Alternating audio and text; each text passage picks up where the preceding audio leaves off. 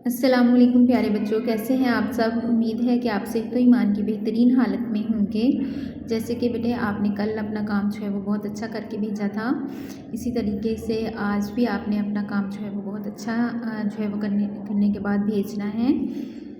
चलें आज का अपना एस्से देखें। किसी कहानी या इबारत को अपने अल्फाज में मुनासिब लबो लहजे, तलफ़्फ़ुज़ और आहंग से बयान कर सकें। मतलब कि अगर आपने कोई कहानी पढ़ी है तो उसमें मौजूद किरदार और वाक़यात को आप अपने अल्फाज में बयान कर सकें कि इस कहानी में ये हुआ था और इसका नतीजा ये निकला। तो चलें आज का काम हम अपना शुरू करते हैं। सबक नंबर 5 है हमारे मददगार।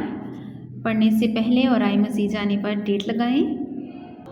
रीडिंग की डेट लगाएं। ख़ास अल्फाज से लेकर आपने डेट लगानी है। अमल करना चाहिए तक। बात से निकले बात में हमारे पास 2 सवाल हैं। सवाल नंबर 5 और 6, इन पर डेट लगाएं 30/3 की।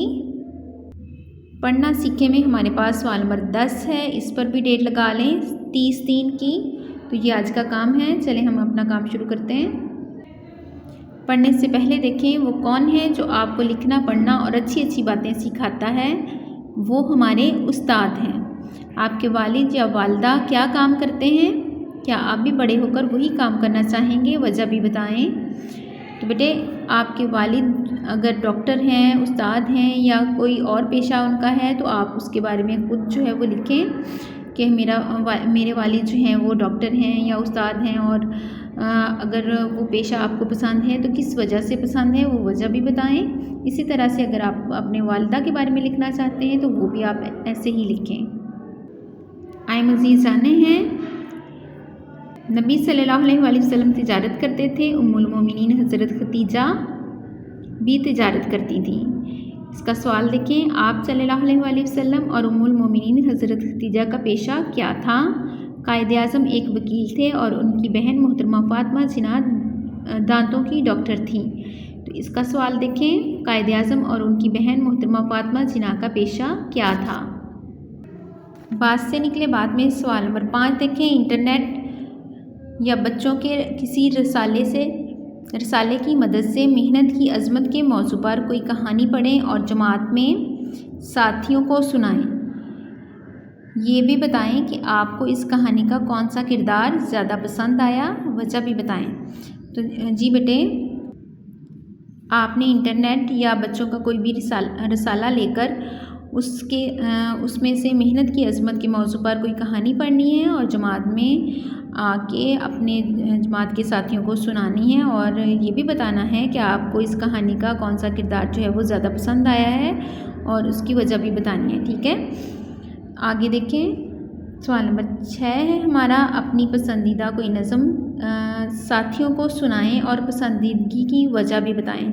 जी तो ये काम भी आपने जो है वो आप अपनी पसंदीदा नज़म जो है वो पढ़नी है और अपने क्लास में अपने साथियों को सुनानी है और अपनी पसंदीदगी की वजह भी बतानी है।